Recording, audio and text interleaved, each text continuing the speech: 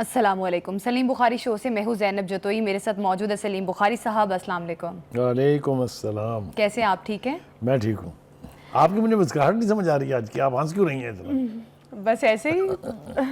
جی ناظرین، بانی پی ٹی آئی نے کل چیف آف آرمی سٹاف کو ایک خط لکھا تھا جس میں کہا گیا تھا کہ وہ ریکنسیڈر کریں پالیسیز کو. یہ خط جو ہے یہ آرمی چیف کو ابھی تک نہیں ملا اور یہ کہا جا رہا ہے کہ بانی پی ٹی آئی سزا یافتہ مجرم کا خط نہیں ملا، نہ ہی خط کو پڑھنے میں کوئی دلچسپی ہے. ذرائع کے مطابق یہ بھی بتایا جا رہا ہے اب پی ٹی آئی کے پاس کیا آپشن بچتا ہے؟ کیا پارلیمان اور حکومت سے بات کرنے کے علاوہ پی ٹی آئی کے پاس کوئی اور آپشن نہیں ہے؟ اس پر ہم پروگرام میں بات کریں گے. پروگرام میں بات ہوگی 5 ججز نے اسلام آباد ہائی کورٹ کے ججز کی سینیورٹی کے معاملے پر سوالات اٹھا دیے ہیں. اب حلف برداری کے معاملے پر بھی کافی زیادہ سوالات اٹھائے جا رہے ہیں کہ حلف برداری جو ہے جو نئے تعینات ججز ہیں ان کی اسلام آباد ہائی کورٹ میں ہوگی دوبارہ. اس پر بھی پروگرام میں بات ہوگی. اور آرمی چیف کی زیر صدارت کور کمانڈر کانفرنس ہوئی ہے، اس کے اعلامیے پر بھی ہم بخاری صاحب کا تجزیہ لیں گے. بخاری صاحب، سب سے پہلے تو ہم بات کر رہے تھے کہ بانی پی ٹی آئی نے ایک خط لکھا ہے اور اس خط کی بازگشت ہر جگہ سنائی دے رہی ہے کہ شاید کوئی راستہ نکلے گا پی ٹی آئی کے لیے، لیکن وہ خط ابھی تک پہنچا نہیں جہاں پہنچانا چاہ رہے تھے بانی پی ٹی آئی.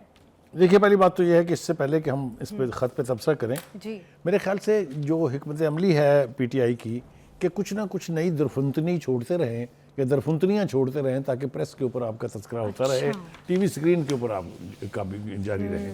اب یہ خط کا آپ ذرا اندازہ فرمائیے، وہ خط جس کے اوپر پچھلے 3 دن سے گفتگو ہو رہی ہے تمام چینل، تمام ٹاک شوز، تمام خبروں میں، وہ ابھی نہ پہنچا ہے ان کے پاس اور نہ ہی کسی نے وہ دیکھا ہے. کل جس طریقے سے جس رقت آمیز انداز میں جناب بیرسٹر گوہر صاحب ہمیں اس کے مندرجات سنا رہے تھے، اور جس طریقے سے وہ پھر دوسرے جو صاحب ہیں بیرسٹر گوہر اور ہمیں یہ بتایا گیا کہ اس میں ان ایشوز پر بات ہوئی ہے. باقاعدہ 6 ایشوز گنوا دیے گئے ہیں. بالکل، وہ 6 نکات مطلب کہنے کا یہ ہے کہ یہ کون سی دنیا میں بستے ہیں یہ.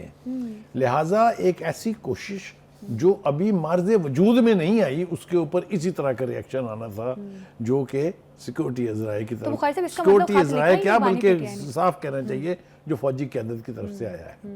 انہوں نے اتنا ریڈیکیول کیا ہے اس کو کہ نہ ہی تو یہ خط کی درفنتنی چھوڑنے والوں کو یہ احساس تھا کہ اس سے بانی پی ٹی آئی کی کافی، یعنی بےزتی تو بہت برا لفظ ہے، میں نہیں استعمال کرنا چاہتا، لیکن ان کی تضحیک کا پہلو نکلے گا. لہذا آپ ذرا لہجہ ملاحظہ فرمائیے. آرمی چیف کو کوئی خط موصول نہیں ہوا، صرف میڈیا پر خبر سامنے آئی ہے، نمبر 1. نمبر 2، وہ کہتے ہیں کہ تحریک انصاف کی ایک اور ناکام کوشش، ناکام ڈرامے کی کوشش، اندازہ کیجیے کیا لفظ استعمال ہو رہے ہیں. بانی پی ٹی آئی جو ایک سزا یافتہ مجرم ہے کا خط نہیں ملا، نہ ہی اسے پڑھنے میں دلچسپی. یعنی آپ اندازہ کریں انہوں نے اٹھا کے اس خط والے موو کا حشر کیا کیا ہے. تو بخاری صاحب، آپ کے خیال میں خط لکھا ہے؟ کیونکہ بیرسٹر گوہر صاحب بھی یہ بات کر رہے ہیں کہ انہوں نے نہ تو خط پڑھا ہے نہ خط دیکھا ہے. وہ یہ فرما رہے ہیں اس کے ساتھ ساتھ کہ جی ہمیں پڑھ کے بانی نے سنایا تھا. جی، آپ مجھے یہ بتائیے کہ ایسا سیریس خط، یہ تو خط کی بہت سیریس ہے نا کہ آپ انہی اپنے وارثوں کے پاس واپس جا رہے ہیں جن کی آپ نے تیلی کر دی، جن کی دھجیاں بکھیر دی آپ نے، کبھی غدار کہہ کے، کبھی میر جعفر کہہ کے، کبھی میر صادق کہہ کے، کبھی سازشی کہہ کے، آپ کے سامنے سب کچھ. ان کے پاس آپ واپس جا رہے ہیں، بیک ٹریک کر رہے ہیں، اپنا تھوکا چاٹ رہے ہیں. یہ سب کچھ اصطلاحیں تو استعمال ہوں گی نا. ٹھیک ہے جی. دوسری بات یہ ہے کہ اس کے اوپر جو تبصرے ہمارے پاس آئے اس خط کے اوپر، رانا ثناء اللہ صاحب کہتے ہیں کہ جی عمران کے خط کا مطلب فوج اور عوام کے درمیان فرق ڈالنا ہے. یہ خط جیل سے لکھے جا رہے ہیں، یہ آتے کہاں سے ہیں؟ کیونکہ جیل میں تو وہ کہتے ہیں نا جی وہ تو آئسولیشن میں ہیں، وہ تو نہ کوئی اخبار ملتا ہے، نہ ٹی وی ہے، نہ کچھ ہے، نہ قلم ہے، نہ کاغذ ہے. یہی پکچر آتی ہے نا باہر آپ کو. ویسے جیل سے قیدی خط تو پھر یہ 364 صفحے کا خط کس وقت بیٹھ کے لکھا گیا، کیسے باہر آیا؟ تلاشی ہوتی نا وہاں جاتے ہوئے، تو آپ کوئی چیز ساتھ لے کے نہیں جا سکتے. تو انہوں نے اس کے اوپر بھی سوال اٹھا دیے ہیں. دوسری بات یہ ہے کہ عرفان صدیقی صاحب نے ذرا تھوڑا سا اس کو لائٹر اس میں کہ غالباً شعر انہوں نے پڑھ دیا، خط لکھیں گے گرچہ مطلب کچھ نہ ہو، ہم تو عاشق ہیں تمہارے نام کے، جس کا بھی یہ شعر ہے. حسب حال ہے. جی انہوں نے کہا کہ وہی جو بندہ جس کے بارے میں آپ نے اتنی کمپین چلائی, جس کا تقرر روکنے کے لیے آپ نے لانگ مارچ کیا, آپ اسی کے پاس اب جا رہے ہیں فریاد لے کے ہماری بھی سن لیں. یہ تاثر تو بخاری اوبر ہے صاحب نا. ایک چیز سمجھ سے بالاتر ہے کہ بانی پی ٹی آئی جو کہ اتنی تنقید بھی کرتے رہے اداروں پر, اور عاصم منیر صاحب پہ بھی کافی زیادہ تنقید انہوں نے کی, تو بخاری صاحب کیا پھر بانی پی ٹی آئی نے کیا ذہن میں کیا آیا کہ آپ نے لیٹر لکھ دیا, اور کیا امید آپ کی اسٹیبلشمنٹ کی طرف تھی, جبکہ اسٹیبلشمنٹ کئی بار کہہ چکے کہ ہم انٹرسٹڈ نہیں ہے بات کرنے میں. عرفان صدیقی کا ایک اور جملہ جو ہے جو ضروری ہے کہ وہ کہتے ہیں کہ جب اس قسم کی خط نویسی کی ضرورت پڑتی ہے تو اس کا مطلب یہ ہوتا ہے کہ آپ کی مایوسی اپنی انتہا کو پہنچ چکی ہے. جی یعنی ان کے نزدیک یہ انتہائی ڈپریشن کی کیفیت ہوتی ہے جب آپ اس طرح کی خط لکھ کے التجائیں کرتے ہیں. This is what he is seeing. ٹھیک ہے جی.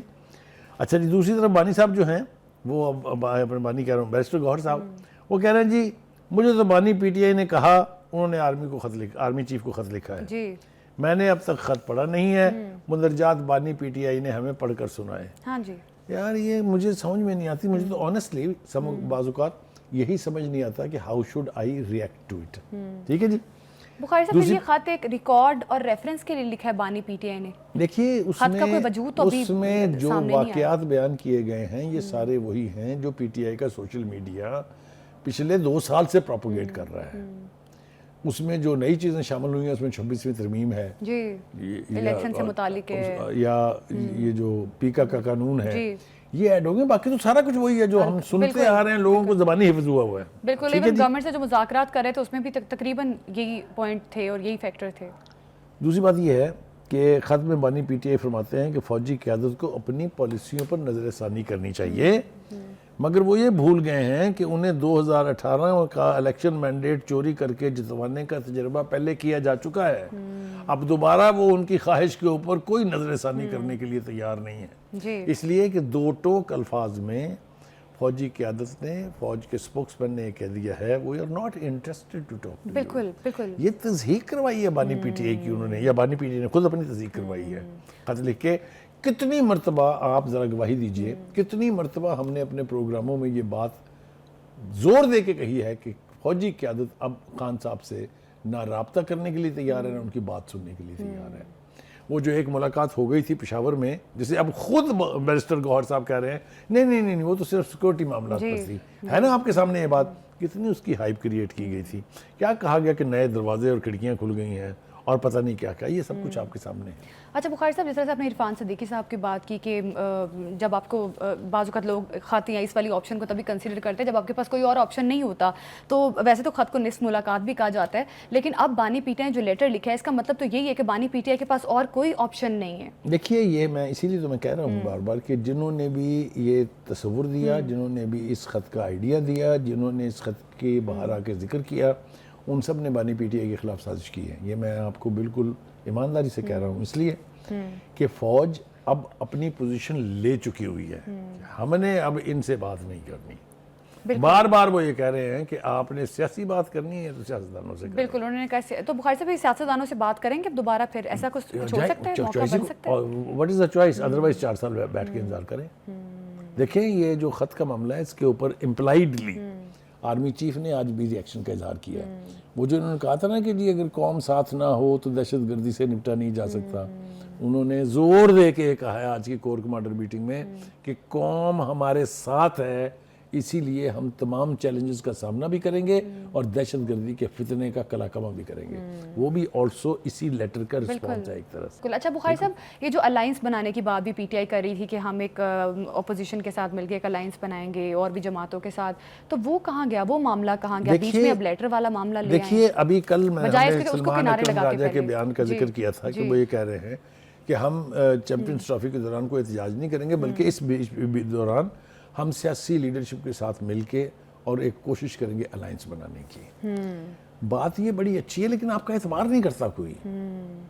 دیکھیں نا آپ کے ساتھ کون کون نہیں تھے, ہم کتنی دفعہ گنوا چکے ہیں. ایم کے ایم آپ کے ساتھ تھی, اختر مینگل آپ کے ساتھ حکومت میں شریک تھے, وہ آپ کے ساتھ نہیں چل سکے, بہت ابتدا میں چھوڑ کے چلے گئے. پھر اس کے بعد آپ نے مولانا فضل الرحمان کے ساتھ پینگیں بڑھائی, وہ بھی اس کا کیا ہوا وہ آپ کے سامنے ہے. پھر اچکزئی والا معاملہ ہم ماڈل بتا چکے ہیں کہ اچکزئی کی اپروچ بالکل ٹھیک تھی کہ اگر مجھے آپ نے اختیار دیا ہے کہ میں سیاسی لیڈرشپ کے ساتھ مذاکرات کروں، ان کو ایک پیج پر لاؤں، تو میں تو سب سے بات کروں گا. وہاں سے ایک آیا میسج پیچھے کہ پیپلز پارٹی اور نون لیگ سے بات نہیں ہوگی، تو کون سا پولیٹیکل ڈائلاگ ہوگا مجھے بتائیں.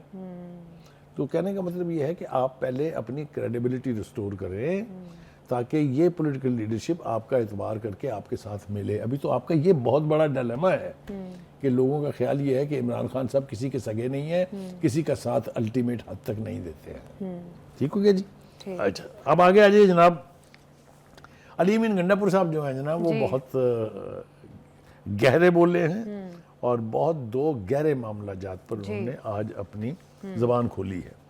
پہلا تو انہوں نے یہ کہا کہ جی عمران خان صاحب کی جو اڈیالہ جیل منتقلی کے معاملات پر کام ابھی بھی جاری ہے. پھر وہ کہتے ہیں کہ ایک وقت میں 80% معاملہ جات طے ہو گئے تھے جو بڑھتے بڑھتے 99%، 99% پر پہنچ گئے تھے، لیکن پھر وہ کہتے ہیں کہ جی پتہ نہیں کیا ہوا. لیکن اشارہ ان کا یہ ہے کہ یہ پروسیس جو ہے یہ ابھی بھی جاری ہے. اچھا، تو علی اب اس کی بھی کسی دوسرے ذریعے سے تصدیق نہیں ہوئی ہے. یہ پھر ایک غبارہ ہے جس میں ہوا بھری گئی ہے، کیونکہ جتنی مرتبہ اس کا ذکر ہوا ہے کہ وہ بنی گلہ منتقل ہو جائیں گے، وہ کسی ریسٹ ہاؤس میں کے پی کے میں چلے جائیں گے، یاد ہے نا آپ کو وہ سی ایم ایچ کے پی کے میں، کسی کنسرنڈ ادارے نے کبھی اس کی تصدیق نہیں کی کہ ایسی کوئی بات کبھی ہوئی تھی. بالکل. ایون علیمہ خان صاحبہ بھی یہ کہتی رہی کہ اس قسم کے آپشن جو ہیں بانی پی ٹی آئی کے پاس موجود ہے، لیکن بانی پی ٹی آئی کہتے ہیں کہ جب تک 9 مئی کا اسیران کو رہا نہیں کیا جاتا تب تک میں بھی رہائی نہیں لوں. دوسری بات یہ ہے کہ علی امین گنڈا پور صاحب جو ہیں وہ کچھ حادثے ایسی ہوتی ہیں جو آپ تبدیل نہیں کر سکتے. اب وہ دوبارہ 26 نومبر والے دن کے اوپر بولے ہیں، وہ 24 اور 26 کے درمیان جو ہوا، وہ پہلے ہمیں یہ کہا گیا کہ ہم وہاں احتجاج کر رہے تھے اور گولیاں چلائیں گی ہمیں ڈسپرس کرنے کے لیے. آج انہوں نے نئی درفندنی چھوڑی ہے کہ جب ہم وہاں پہنچے ڈی چوک تو گولیاں چل رہی تھیں اور وہ گولیاں چلنا اب تک ثابت نہیں ہے. یہ اور علی امین گنڈا پر یہ وحد نہیں ہے، ایسے ایسے شاہکار لوگ ملیں گے آپ کو. کھوسہ صاحب جو غالباً یعنی ان کے ایک مخالف نے کہا گفتگو کرتے ہوئے ہم سے کہ وہ اب سٹھیا گئے ہیں. وہ 278 لاشیں جو ہیں وہ اب کدھر ہیں نا، جن کی آپ نے کمپنسیشن بھی اناؤنس کر دی تھی. وہ جو 12 لاشوں کا بھی حساب کتاب ہے وہ بھی نہیں دیا ابھی تک آپ نے. اور علی امین صاحب تو کہہ رہے ڈی چوک کے قریب پہنچا تو وہاں 3 ورکرز کی لاشیں تھیں، 12 زخمی تھے. یہ جھوٹ ہے. میں اور آپ مانیٹر کر رہے تھے کہ ان کے وہاں پہنچ کر وہاں سے فرار ہونے تک کسی طرف کوئی ایکشن نہیں ہوا. Is that right or not؟ جب آپ اس طرح کے اپنے پریمیسز بنا لیں گے اور پھر اس پر یقین یہ توقع رکھیں گے کہ لوگ اس کے اوپر یقین بھی کر لیں، تو پھر یہی حال ہوگا جو اس وقت ہو رہا ہے. Having said all this، میرے خیال سے بانی پی ٹی آئی کی بالخصوص اور پی ٹی آئی کی عموماً ملٹری اسٹیبلشمنٹ سے یا اسٹیبلشمنٹ سے یا فوجی قیادت سے کٹی مستقل ہے فی الحال. I don't know tomorrow کیا ہونے جا رہا ہے، but as long as this army is led by General Asim Munir، I don't see they will ever enter into a dialogue with Bani PTI or his team for his release or for restoration. وہ جب دیکھیں، وہ جب ان سے بات کرنے کی بات کرتے ہیں وہ یہ تھوڑی کہتے ہیں کہ مجھے یہاں سے نکال دیں بس باقی ٹھیک ہے صاحب. وہ کہتے ہیں نہیں، I want to be the Prime Minister again. مجھے اسی طریقے سے کندھوں پہ بٹھا کے آپ واپس اسی عہدے کے اوپر چھوڑ کے، یہ نہیں ہونے جا رہا.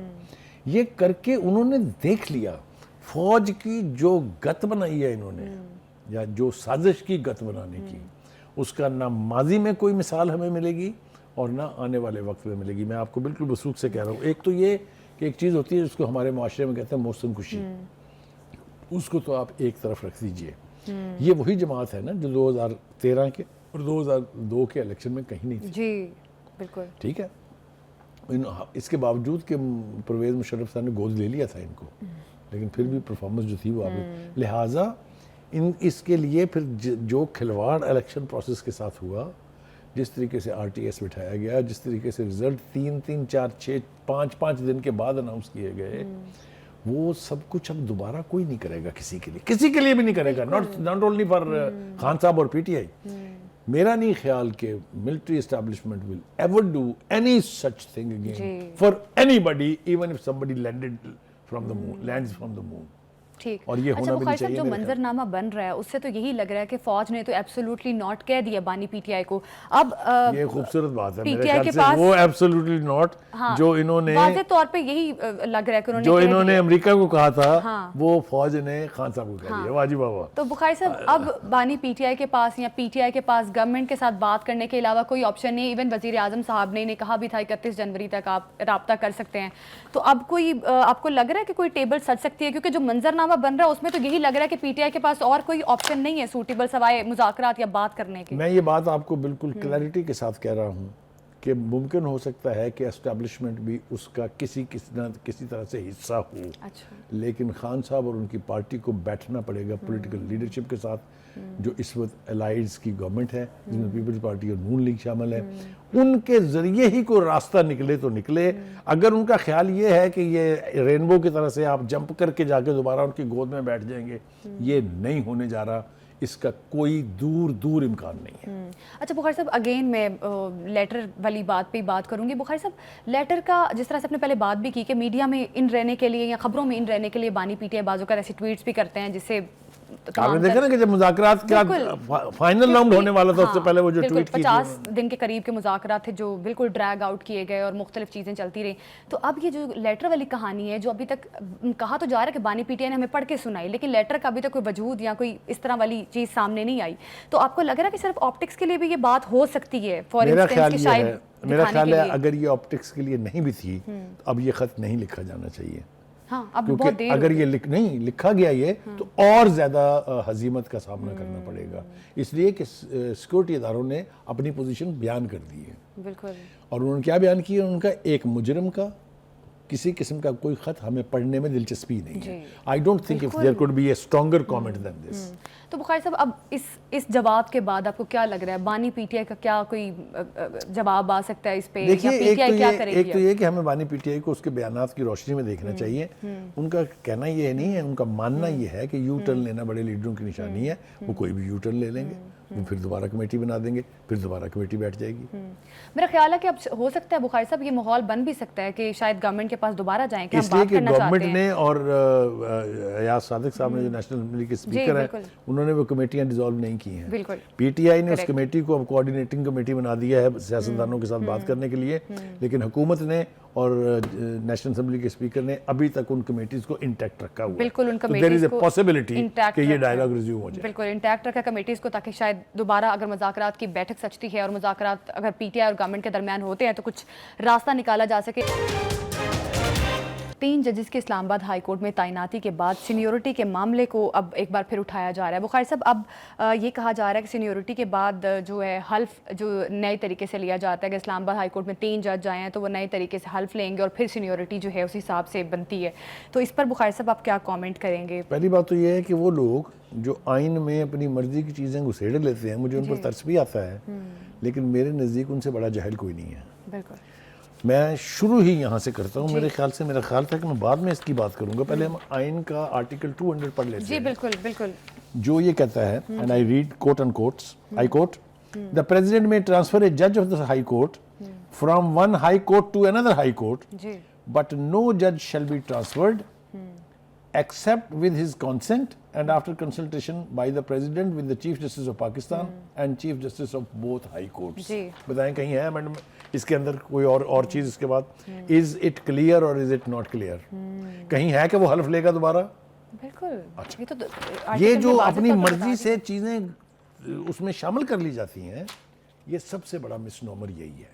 تو بخاری صاحب اس کا مطلب یہ جو 5 ججز لیٹر لکھ رہے ہیں اسلام آباد ہائی کورٹ کے چیف جسٹس کو اور چیف جسٹس آف پاکستان کو, اس کا مطلب یہ انٹرپریٹ غلط کر رہے ہیں اس چیز کو. ایون 200 میں نے تو آپ آرٹیکل میں کے تو ہر سامنے چیز واضح آرٹیکل ہے. پڑھ دیا پورا, اور میں نے اس کی پوری نیچے اس کی جو تشریح ہوتی ہے وہی پڑھی ہے, اس میں کہیں یہ نہیں ہے. ایک بات. دوسری بات یہ ہے, مجھے آپ یہ بتائیں کہ یہ کیسے ممکن ہے کہ کسی سیاسی جماعت کی خواہش پر ججوں کے تقرر اور تبادلے ہوں؟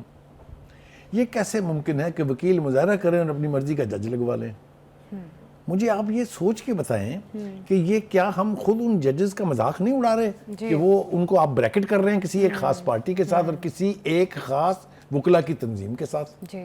آپ نے دیکھا کون سی بڑی بڑی بارز جو ہیں وہ اس کے حق میں ہیں. چیف جسٹس نے کیا کہا ہے؟ چیف جسٹس نے کہا ہے کہ یہ صوبوں کی نمائندگی ایک آسن اقدام ہے، لیکن میں ذرا تھوڑا سا اور پیچھے لے جاؤں گا آپ کو. ٹھیک ہے. جب یہ آئیڈیا تخلیق ہوا تھا کہ ایک کورٹ ہونی چاہیے دارالخلافے میں، تو اس کا نام تھا فیڈرل کورٹ آف اسلام آباد. آپ مجھے بتائیے، کیا میں بتاؤں اس جج کا نام چیف جسٹس کا جس نے اس کو اسلام آباد ہائی کورٹ کر دیا؟ جی. اور اگر یہ فیڈرل کورٹ تھی اوریجنلی تو مجھے بتائیے اس میں کیوں صوبوں کی نمائندگی نہیں ہونی چاہیے؟ اور کیوں کوئی کہے گا کہ چیف جسٹس غلط کہہ رہے ہیں کہ اس کے اندر تو آزاد کشمیر کی بھی نمائندگی ہونی چاہیے، اس کے اندر تو گلگت بلتستان کی بھی نمائندگی ہونی چاہیے؟ اور انہوں نے اس کو ایک آسن قدم قرار دیا ہے. جی بالکل، انہوں نے کہا یہ آئین کے مطابق ہوئی ہے. چیف جسٹس آف پاکستان یحییٰ آفریدی صاحب، بخاری صاحب اب پھر کیا لگ رہا ہے ری ایڈریس کریں گے ان جو 5 ججز نے جو اپنی ریپرزنٹیشن بھیجی ہے؟ تو کیا لگ رہا ہے؟ میرا نہیں خیال کہ چیف جسٹس صاحب کو اسے یعنی کنسیڈر کرنا چاہیے، اور نہ ہی مجھے یہ لگ رہا ہے کہ وہ اس کو کنسیڈر کریں گے، کیونکہ وہ پری جج کر کے اس صورتحال کو پہلے ہی اپنی پوزیشن واضح کر چکے ہیں. ٹھیک. لیکن یہ جو چٹھی میرے سیاں جی کے نام لکھنے والا جو ڈرامہ شروع ہے نا، چاہے وہ ججز کے ٹرانسفر کے اوپر ہو، چاہے وہ اپنے جو ہے آرمی چیف کو خط لکھنے سے ہو. آپ کو یاد ہوگا ان ججوں کی اکثریت نے پہلے بھی ایک خط لکھا تھا. جی یاد ہے نا وہ 6 ججز نے جو خط لکھا تھا کہ بالکل مداخلت بہت ہو رہی ہے، کون کر رہا ہے یہ ہمیں نہیں پتا، کب ہوئی ہے یہ بھی ہمیں نہیں پتا. جی. دیکھیں نا، جب آپ الزام لگاتے ہیں اتنا بڑا کہ خفیہ ادارے یا فوج مداخلت کر رہی ہے آپ کے عدالتی پروسیس میں، تو پھر آپ آئیڈینٹیفائی کریں نا کس نے کی، وہ کون سا کرنل تھا، کون سا کیپٹن تھا، کون سا میجر تھا. یہ تو آپ بتا نہیں رہے، نہ یہ بتا رہے ہیں کہ کس کیس میں انہوں نے کیا دباؤ ڈالا تھا آپ کے اوپر. جی. یہ جو چٹھیاں لکھنے والا رواج ہے، آپ مجھے بتائیے، ہسٹری اٹھائیں، go back into the memory lane, اور مجھے بتائیں کہ کب اس سے پہلے اس قسم کے خطوط لکھے گئے تھے. یہ سب کچھ کھلواڑ جو ہے یہ ایک مخصوص پارٹی کے آنے کے بعد اور اس کی خواہشات پر ہو رہا ہے. آپ مجھے بتائیں، ججوں کے حوالے سے جس قسم کی گفتگو کی گئی، چاہے وہ جسٹس قاضی فائز عیسیٰ تھے یا اور دیگر ججز جو ان کے حق میں نہیں تھے، ان کے بارے میں جس طریقے سے سوشل میڈیا کے اوپر کیمپینز چلائی گئی، آپ نے بھی دیکھی، میں نے بھی دیکھی. کیا یہ پہلے ہوتا تھا یا کیا یہ ہونا چاہیے؟ تو مطلب کہنے کا یہ ہے کہ یہ ججز خط لکھ کے اپنے آپ کو آئیڈینٹیفائی کر رہے ہیں ایک خاص پارٹی کے ساتھ. Is that fair? Is that how it should be? یہ کون ججز سے جو تمام کے تمام کیسز جو تھے پی ٹی آئی کے خلاف، جو یہ ججز کیسز سن رہے تھے ان کے، ٹھیک ہے. اور اگر میں بیٹھوں یہاں ریکال کرنے کے لیے کہ انہوں نے اکثر کیسز کے فیصلے کیسے کیے ہیں، تو آپ حیران رہ جائیں گی. ہیئرنگ تک نہیں ہوئی. بالکل. بلکہ ایک وقت میں تو یہ، جب میں کبھی کبھی کوٹ بھی کرتا ہوں کہ یہ تھا ساڈے کول لے آؤ، کیس لے آؤ، ہم تیار بیٹھے ہیں. مطلب یہ اعلیٰ عدلیہ کے ججز کا یہ وقار ہوتا ہے، یہ ان کا کنڈکٹ ہوتا ہے. نہیں ہونا چاہیے. میں نام لینا نہیں چاہتا ہوں، اور نام لینے بھی نہیں چاہیے، اس لیے کہ ہماری عدلیہ جو ہے ہمارے لیے بڑی قابل احترام ہے. But they have to prove that they are worth respecting. یہ نہیں ہو سکتا کہ آپ کا کنڈکٹ ایسا ہو کہ آپ پارٹیزن ہو جائیں، آپ بیٹھ کے ثاقب نثار بن جائیں، آپ آصف سعید کھوسا بن جائیں، آپ گلزار بن جائیں، آپ عمر عطا بندریال بن جائیں. تو جس چیز کے سب سے زیادہ تباہی ہوگی اس کا نام انصاف ہے. اور کر کون رہا ہے؟ ایسی پارٹیز کے نام میں تحریک انصاف ہے. تو کہنے کا مطلب یہ ہے کہ اس قسم کی حرکتوں سے بچنا چاہیے، کیونکہ اس سے عدلیہ کا مذاق بھی اڑ رہا ہے اور آپ بھی ایکسپوز ہو رہے ہیں. دیکھیے نا وکلا کا احتجاج، وکلا کو اس سے کیا کنسرن ہے کہ ان کا کیس کس جج کے سامنے لگے گا؟ مجھے بتائیے. اور اگر کوئی ایسا کھلواڑ ہوا تو پھر سارے وکلا کو ایک پیج پہ ہونا چاہیے. صاحب وہ تو کہہ رہے ہیں کہ نوٹیفکیشن واپس لیں، یہ جو آپ نے 3 جج تعینات کیے ہیں، اور پھر یہ بھی کہا جا رہا ہے کہ 10 تاریخ کا اجلاس بھی موخر کیا جائے. اب یہ معاملہ جو ہے معمہ بنتا نظر آ رہا ہے. یہ نہیں کہہ رہے کہ مجھے واپس بٹھائیں وزیر اعظم کے عہدے پہ.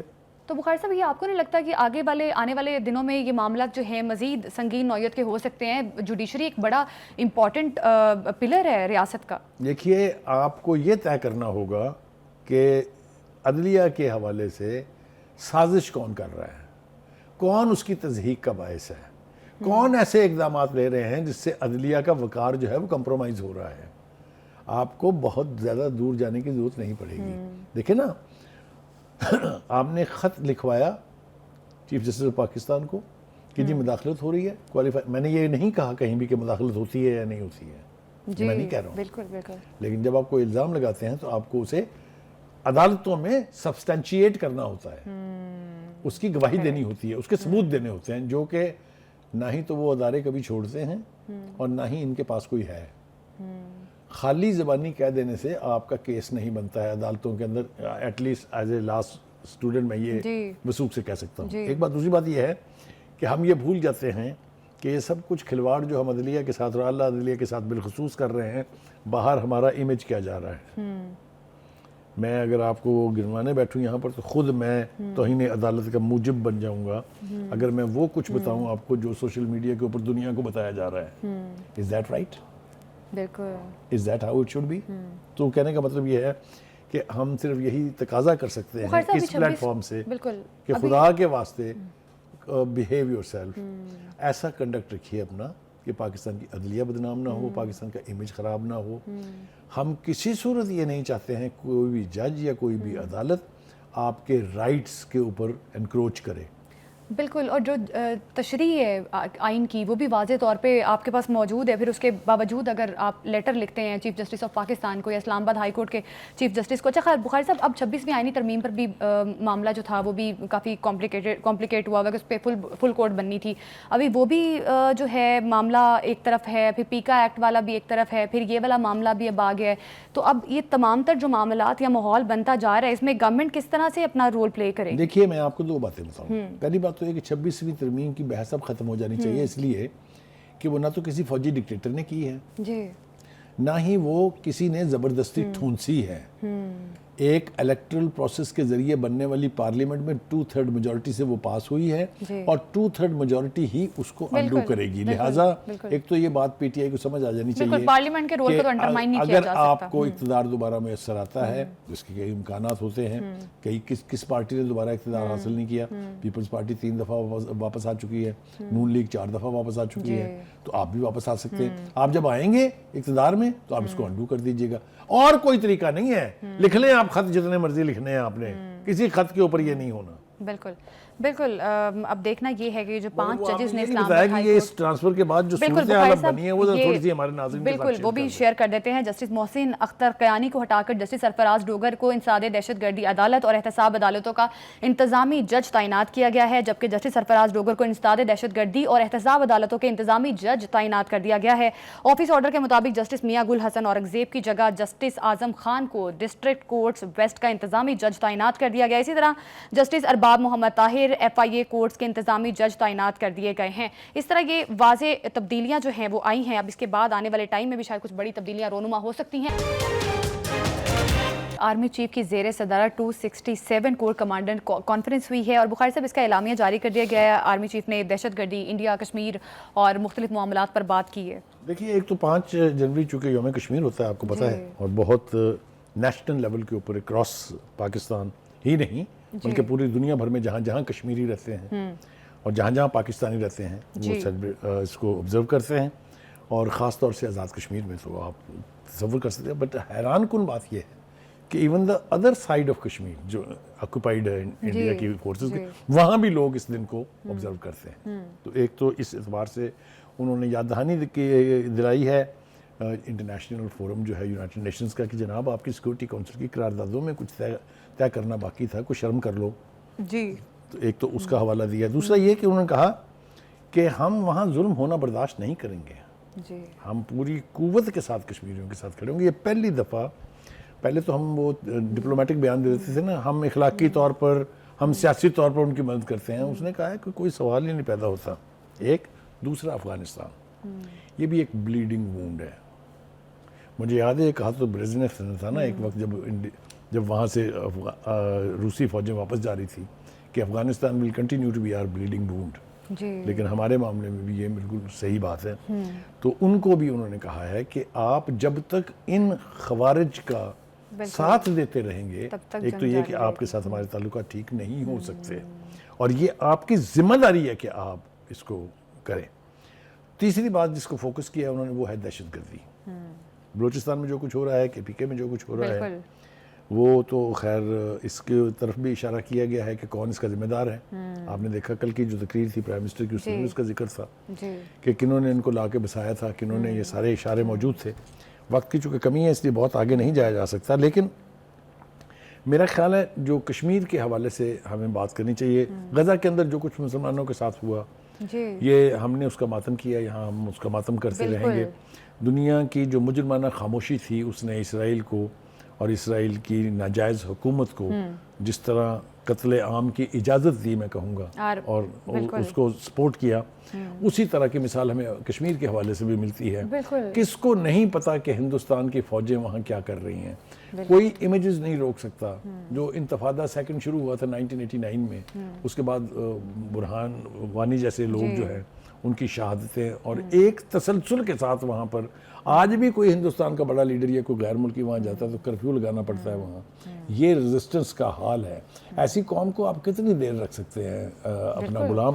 تو کشمیر کو آزادی ملنی ہے. کشمیر کو آزادی ملنے کے لیے پاکستان کی مسلح افواج کا ہمیشہ سے کردار رہا ہے اور رہے گا، اور انشاءاللہ تعالی ایک دن ہم بالکل. آرمی چیف نے واضح طور پہ بتا دیا کہ فتنہ الخوارج کی ایلیمینیشن کے لیے بھرپور کارروائیاں کی جائیں گی. کسی کو بھی بلوچستان میں امن کو خراب کرنے کی اجازت نہیں دی جائے گی اور دہشت گردی جیسے عناصر کو نپٹا جائے گا. اسی کے ساتھ پروگرام سے دیجیے ہمیں اجازت. کل پھر ملاقات ہوگی. اللہ حافظ.